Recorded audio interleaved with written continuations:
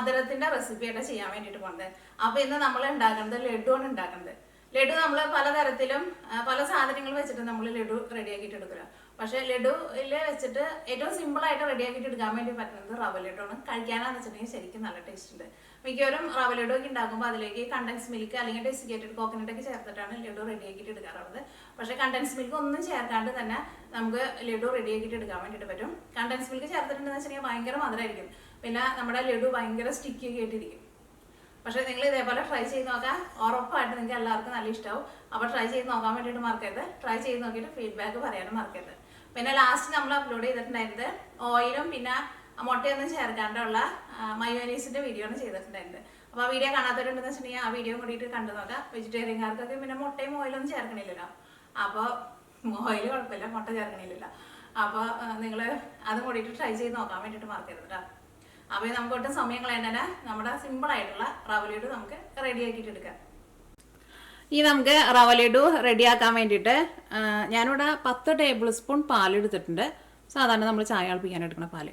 ആ പാല് നമ്മൾ എന്ത് ചെയ്യണമെന്ന് വെച്ചിട്ടുണ്ടെങ്കിൽ അതിൻ്റെ പകുതിയായിട്ട് നമ്മൾ വറ്റിച്ചിട്ട് എടുക്കണം. അങ്ങനെ ചേർക്കണം.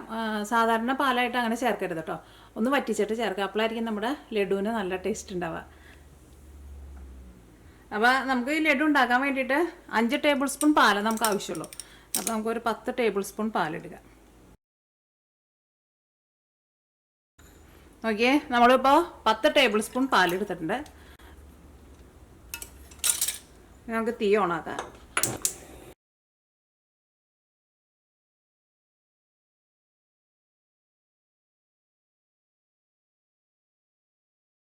അപ്പോൾ നോക്കിയേ, നമ്മുടെ പാല് നമ്മൾ 10 ടേബിൾ സ്പൂൺ ഒഴിച്ചത് ഇപ്പോൾ നമ്മളൊരു 5 ടേബിൾ സ്പൂണായിട്ട് വറ്റിച്ചെടുത്തിട്ടുണ്ട്.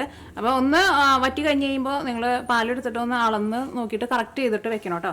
5 അല്ലെങ്കിൽ 5.5 ടേബിൾ സ്പൂൺ പാലായിട്ടുണ്ടെങ്കിൽ കുഴപ്പമില്ല. അത് നമ്മളിപ്പോൾ 250 ml മെഷീൻ കപ്പിൽ എടുക്കാമെന്ന് വെച്ചിട്ടുണ്ടെങ്കിൽ കറക്റ്റായിട്ട് വരും. 5 അല്ലെങ്കിൽ 5.5 ടേബിൾ സ്പൂൺ, 1/2 ടേബിൾ സ്പൂൺ വലിയ വ്യത്യാസം വരത്തില്ല. പക്ഷെ നമ്മളിപ്പോൾ മെഷീൻ കപ്പിലല്ല എടുക്കണേ, ചായ കുടിക്കുന്ന ഗ്ലാസ്സിലേക്കാണ് അളവ് എടുക്കണേന്ന് വെച്ചിട്ടുണ്ടെങ്കിൽ ചിലപ്പോൾ കുറച്ചും കൂടി പാല് ചിലപ്പോൾ ആവശ്യമുണ്ടാവും. അപ്പോൾ അങ്ങനെയാണ് എടുക്കണേന്ന് വെച്ചിട്ടുണ്ടെങ്കിൽ നിങ്ങളൊരു 12 ടേബിൾ സ്പൂൺ പാല് തിളപ്പിച്ചിട്ട് ഒരു 6 അല്ലെങ്കിൽ ഒരു 6.5 ടേബിൾ സ്പൂണായിട്ട് വറ്റിച്ചിട്ട് വയ്ക്കാം. അത് അളന്ന് റെഡി ആക്കിയിട്ട് വെക്കണം കേട്ടോ. കാരണം കൂടുതൽ പാല് നമ്മൾ ചേർക്കരുത്. പിന്നെ ആ പാല് അതേപോലെ വറ്റി വരെയും ചെയ്യണം. അപ്പോൾ ഈ പാല് നമുക്ക് അങ്ങോട്ട് നീക്കി വയ്ക്കാം. ഇനി നമുക്ക് തേങ്ങ ഒന്ന് ചൂടാക്കിയിട്ട് എടുക്കാം. ഇതേപോലെ ഫ്രഷ് ആയിട്ടുള്ള തേങ്ങ തന്നെ എടുത്താൽ മതി കേട്ടോ. അതിനാണ് കൂടുതൽ ടേസ്റ്റ് ഉണ്ടാവുക. അല്ലെങ്കിൽ നമുക്ക് കടയിൽ നിന്ന് മറ്റേ ഡെസിക്കേറ്റഡ് കോക്കനട്ട് നമുക്ക് വാങ്ങാൻ വേണ്ടിയിട്ട് കിട്ടില്ലേ. പക്ഷേ അത് ചേർക്കുന്നതിനേക്കാളും എപ്പോഴും നല്ല ടേസ്റ്റ് ഉണ്ടാവുക ഇതേപോലെ ഫ്രഷ് ആയിട്ടുള്ള തേങ്ങ ആയിരിക്കും. അപ്പോൾ ഫ്രഷ് ആയിട്ടുള്ള തേങ്ങ നിങ്ങൾക്ക് കിട്ടാനില്ല എന്ന് വെച്ചിട്ടുണ്ടെങ്കിൽ നിങ്ങൾക്ക് ആ ഡെസിക്കേറ്റഡ് കോക്കനട്ട് ചേർക്കാം. പക്ഷേ ഫ്രഷ് ആയിട്ടുള്ള തേങ്ങ കഴിയുന്നതും ചേർക്കാൻ വേണ്ടിയിട്ട് നോക്കാം. അപ്പോൾ ഞാനിവിടെ 1 കപ്പാണ് എടുത്തേക്കുന്നത്. 250 ml കപ്പിൽ 1 കപ്പ് തേങ്ങ. ഇനി തേങ്ങ നന്നായിട്ടൊന്ന് ചൂടാക്കിയിട്ട് എടുക്കാം. ചൂടാക്കുന്നത് എന്തിനാന്ന് വെച്ചിട്ടുണ്ടെങ്കിൽ ഇത് നമുക്ക് മിക്സിയിലിട്ടിട്ട് ഒന്ന് കറക്കിയിട്ട് ഇങ്ങനെ ചെറുതായിട്ട് തന്നെ പൊടിച്ച പോലെ എടുക്കണം. ഇതിപ്പോൾ കുറച്ച് വലുതായിട്ടല്ലേ ഇരിക്കണത്. അപ്പോൾ ഒന്ന് ചൂടാക്കി കഴിഞ്ഞ് കഴിഞ്ഞിട്ട് നമുക്ക് മിക്സിയിലിട്ടിട്ട് ഒന്ന് കറക്കിയിട്ട് എടുക്കാം. അപ്പോൾ വെള്ളമൊക്കെ ഒന്ന് വലിഞ്ഞ് കിട്ടും. അതുപോലെ ഒന്ന് ഇളക്കി കൊടുത്താൽ മതി. ഇതിലേക്ക് നമ്മളിപ്പോൾ ബട്ടറൊന്നും ചേർക്കേണ്ട ആവശ്യമില്ല കേട്ടോ. അപ്പോൾ നമ്മുടെ തേങ്ങയിലുള്ള വെള്ളമൊക്കെ ഒന്ന് വലിഞ്ഞിട്ട് തേങ്ങ ഒന്ന് ഡ്രൈ ആയിട്ട് വന്നിട്ടുണ്ട്. നമുക്ക് തീ ഓഫ് ചെയ്യാം. ഇനി ഇത് മിക്സിയിലിട്ടിട്ട് ഒന്ന് കറക്കിയിട്ട് എടുക്കുക. ജസ്റ്റ് ഒന്ന് കറക്കിയാൽ മതി. കാരണം തേങ്ങ ഒന്ന് പൊടിഞ്ഞ പോലെ വരാൻ വേണ്ടിയിട്ടാണ്. കുറേ നേരം ഇട്ട് കറക്കിയിട്ടുണ്ടെന്ന് വെച്ചിട്ടുണ്ടെങ്കിൽ അത് പേസ്റ്റ് പോലെ ആയി പോകട്ടോ. അങ്ങനെ ചെയ്യേണ്ട. ജസ്റ്റ് ഒന്ന് ഓണാക്കുക, അപ്പോൾ തന്നെ ഓഫ് ചെയ്യുക. അത്രയ്ക്കേ ആവശ്യമുള്ളൂ. ഇന്ന് ചൂടാറിയിട്ട് ചെയ്താൽ മതി.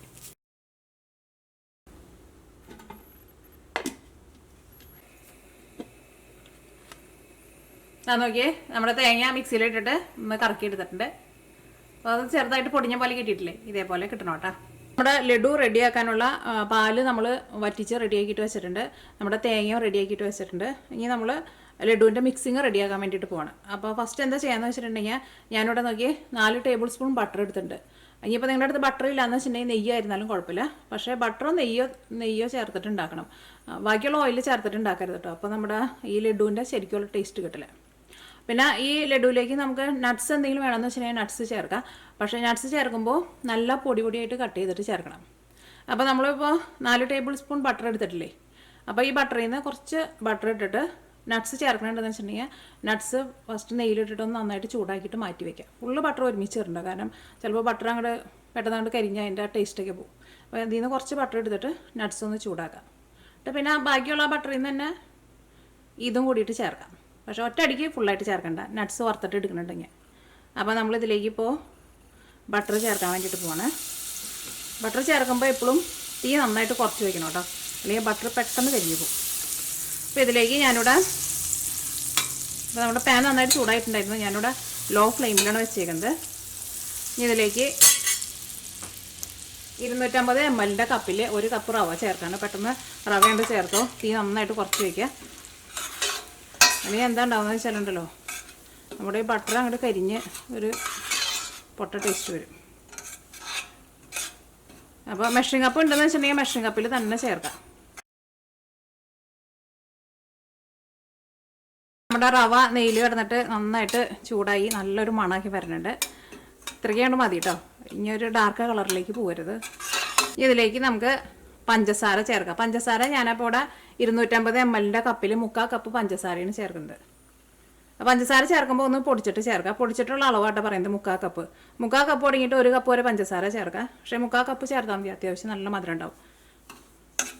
ഈ തീ നന്നായിട്ട് കുറച്ച് വയ്ക്കാം. ഈ പഞ്ചസാരയും ഈ റവയുടെ ഒപ്പം നന്നായിട്ട് മിക്സ് ആവട്ടെ. ഞാനിവിടെ ലോ ഫ്ലെയിമിലായിട്ട് വെച്ചേക്കുന്നത്. റവ വറുത്ത് കഴിഞ്ഞിട്ടുണ്ടെന്ന് വെച്ചിട്ടുണ്ടെങ്കിൽ പിന്നെ നമുക്ക് അധികം ചൂടിൻ്റെ ആവശ്യമില്ല. ഇതിലേക്ക് നമുക്ക് ടേസ്റ്റിന് വേണ്ടിയിട്ട് ഏലക്കായ ചേർക്കാം. അത് നമ്മുടെ ടേസ്റ്റിനനുസരിച്ചിട്ട് ചേർത്ത് കൊടുക്കാം കേട്ടോ.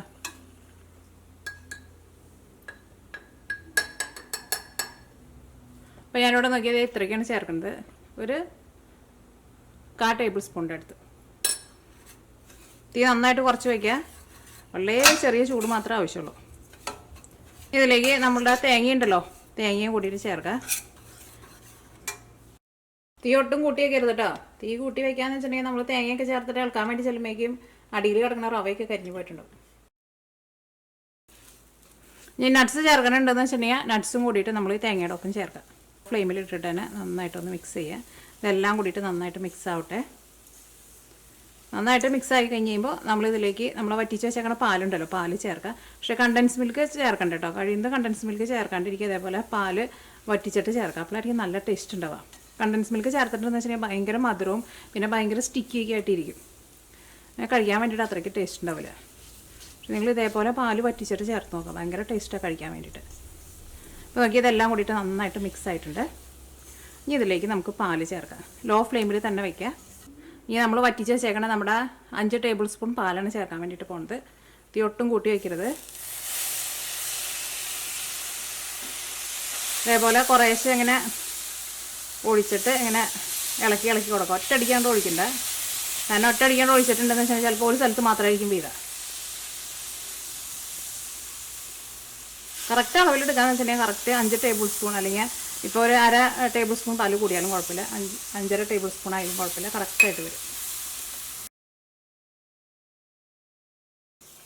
ഇനി നമുക്ക് തീ ഓഫ് ചെയ്യാം. ഇതൊന്ന് ചൂടാറി കഴിഞ്ഞിട്ട് വേണം ഇത് നമുക്ക് ഉരുട്ടിയിട്ട് എടുക്കാൻ വേണ്ടിയിട്ട്. അപ്പോൾ നോക്കിയേ, ഇത് ചൂടാറിയിട്ടുണ്ട്. ഒരു ഇളം ചൂടുള്ളൂ. ഇനി ഇത് നമുക്ക് ലഡുവിൻ്റെ ഷേപ്പിൽ നമുക്ക് പരത്തിയിട്ടെടുക്കാം. അപ്പോൾ നിങ്ങൾക്ക് കളർ വേണമെന്ന് വെച്ചിട്ടുണ്ടെങ്കിൽ യെല്ലോ ഫുഡ് കളർ ചേർക്കുക. അല്ലെങ്കിൽ എന്ത് ചെയ്യണമെന്ന് വെച്ചിട്ടുണ്ടെങ്കിൽ നമ്മുടെ ആ പാല് ചേർക്കില്ലേ, ആ പാല് നമ്മൾ തിളപ്പിച്ചിട്ട് വറ്റിച്ചിട്ട് എടുക്കില്ലേ, ആ സമയത്ത് ഒരു 2 നുള്ളും മഞ്ഞൾപ്പൊടി കൂടി ചേർക്കുക. എന്നിട്ട് ആ പാല് ഇതിലേക്ക് ചേർക്കുമ്പോൾ ഒരു മഞ്ഞ കളർ കിട്ടും നമുക്ക്. ചെയ്തിട്ടൊന്ന് കുഴച്ചിട്ട് എടുക്കണം കേട്ടോ. അപ്പോൾ ഒന്നുകൂടി നല്ല മയത്തിൽ കിട്ടും നമുക്ക്. ഷേപ്പാക്കിയിട്ട് ഉരുട്ടിയിട്ട് എടുക്കുക. മുമ്പായിട്ട് ഞാൻ കൈ ഒന്ന് കഴുകട്ടെ കേട്ടോ. കൈമ ഓൾറെഡി കുറച്ച് പിടിച്ചിരിക്കുന്നുണ്ട്.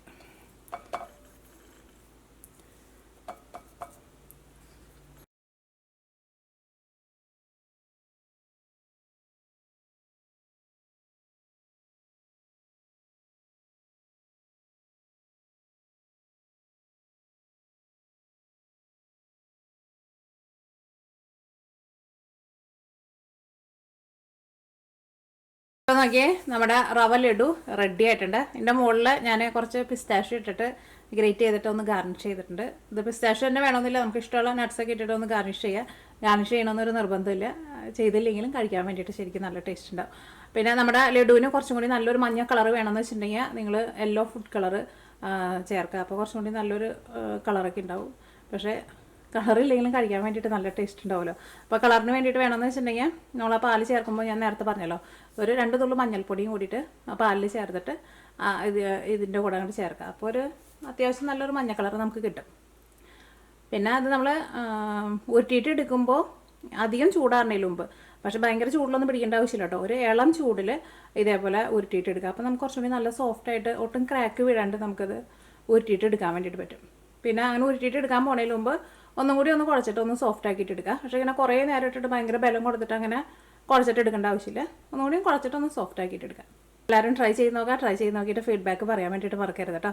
അപ്പോൾ ഇനി നമുക്ക് നാളെ വേറൊരു പുതിയ റെസിപ്പി ആയിട്ട് വരാം.